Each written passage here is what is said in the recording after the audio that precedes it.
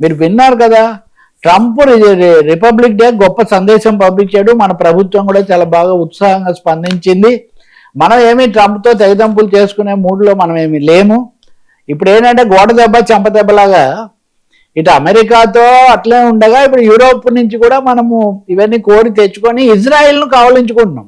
అంతిమంగా ఇజ్రాయిల్ను కావలించుకోగానే ఏ హమాసాడో వచ్చి అక్కడ ఒక ఇదేసాడంటే అంతే, నష్టం ఎవరికి జరుగుతుందంటే మనకు. కాబట్టి ఇంకా ఉపాధి సంగతి నేను చెప్పాల్సిన అవసరమే లేదు.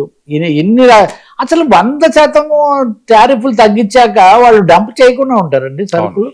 కాబట్టి పైగా ఇది 2027కు ఖరారు అంటున్నారు. కాబట్టి ఈ లోపల తప్పకుండా ప్రజలు అనండి, రైతు సంఘాలు, వీళ్ళు దీని మీద, కార్మిక సంఘాలు దీని మీద ఆందోళన చేసే అవకాశం చాలా ఎక్కువగా ఉంది. దీన్ని అమెరికన్ మీడియా అయితే ఈరోజు ఎలా రిపోర్ట్ చేసిందని కనుక మనం చూస్తే సిఎన్బిసి రిపోర్ట్ చాలా ప్రముఖంగా ఉంది. ఇండియా ఇదేం వ్యాపారం కోసం కుదుర్చుకోలేదు, more from strategic point of view అని వాళ్ళు అన్నీ చెప్తే, అయినా ఇది ఇప్పుడే కాదులే, అమెరికాన్ కాదని యూరోప్ ఎక్కడికి పోతుందిలే, ఇలా వాళ్ళు మాట్లాడుతున్నారు. కాబట్టి నేను చెప్పేది ఒకటి, హైప్ హంగామా తగ్గించడం కొంచెం మంచిది. ట్రంప్తో ఇలాగే హంగామా చేసాం, హౌడీ మోడీ అంటే నమస్తే ట్రంప్ అన్నాం, చాచి కొడుతూనే ఉన్నాడు. ఇంకా ఆయన ఇప్పటికీ ఆపింది లేదు. కానీ ప్రపంచంలో కొన్ని దేశాలన్నా ఉన్నాయి కాబట్టి కొంచెం ఆగుతున్నాడు. ఏదో నిన్న మనం మాట్లాడాం కదా, అలెక్స్ ప్రిటీ అని అతన్ని మిన్నసోటాలో కాల్చి చంపిన తర్వాత ఇంకొకరిని కూడా కాల్చి చంపారు.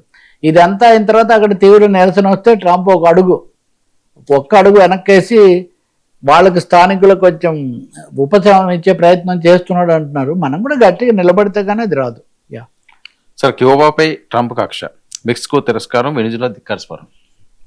ఇదిగో ఈరోజు ప్రెషర్ పాయింట్స్ అని హిందూ ఎడిటోరియల్, ప్రెషర్ పాయింట్స్ అని, ఎవరినైనా కానీ మీరు మరీ ఎక్కువ ప్రెషర్ పెడితే చాలా కష్టము, అడ్డం తిరుగుతుంది. ఇప్పుడు ఇండియా చాలా పెద్ద దేశం అండి. వెనిజులా వాళ్ళ అధ్యక్షుడిని కిడ్నాప్ చేశారు, అంతే కదా, ఏం చేయాలి బతకాలంటే.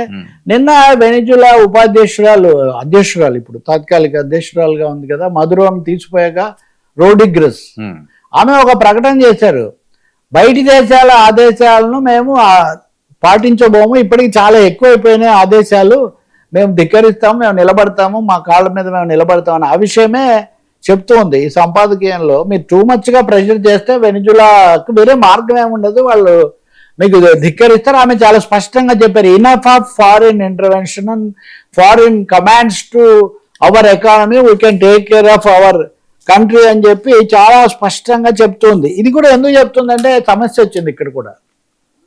వెనిజులా చమురు కంపెనీలు మేము స్వాధీనం చేసుకొని మేము వెనిజులాను మేము పాలిస్తాము, వెనిజులా చమురును మేము నడిపిస్తాము అని. నా దేశంలోకి వచ్చి మీరు చమురును నడిపించడం నేను ఎలా ఒప్పుకోవాలండి? ఇది ఎందుకు అన్నారు? ఇరాక్లో ఏం చేశారంటే వీళ్ళు సద్దాం హుస్సేన్ ఉరితీసి మొత్తం ఇరాక్ను మేమే నడిపిస్తాం, చమురంతా మా చేతుల్లోకి తీసుకుంటాం అనుకున్నారు. కానీ అక్కడ ఐసీసీ అనేది పుట్టింది, అది ఇస్లామిక్ సామ్రాజ్యం అనేది పుట్టి ముప్పు తిప్పలు పెట్టింది ప్రపంచం అంతటికి, ఒక అమెరికాకే కాదు.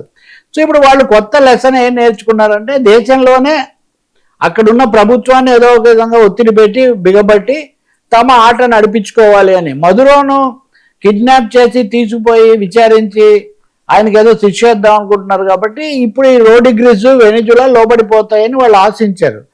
కానీ మేమేమి చమురు అంతా తీసుకుంటామన్న తర్వాత వెనిజులా అడ్డం తిరగక తప్పలేదు ఇప్పుడు. సో అందుకని ఆమె అధ్యక్షురాలు చాలా గట్టిగా చెప్తున్నారు, no question of bowing to any pressures అని ఆమె చెప్తున్నారు.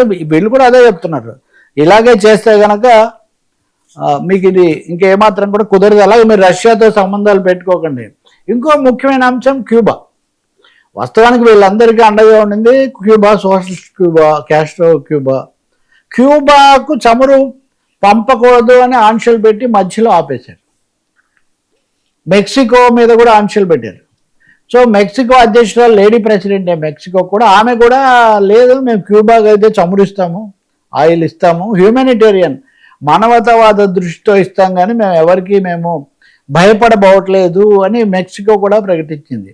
సో మెక్సికో, వెనిజులా, క్యూబా ఇవన్నీ ట్రంప్ ఏదో ఉత్తర్వులు ఇస్తే దాని ప్రకారం వెళ్ళబోము అని చెప్పడం అనేది చాలా ముఖ్యమైన పరిణామం అవుతుంది. సో ఆల్సో ఇరాన్ సరే మనం అంతకు ముందు నుంచి మాట్లాడుతున్నాము. ట్రంప్ నిన్న ఒక ప్రకటన చేశాడు ఆసక్తికరంగా.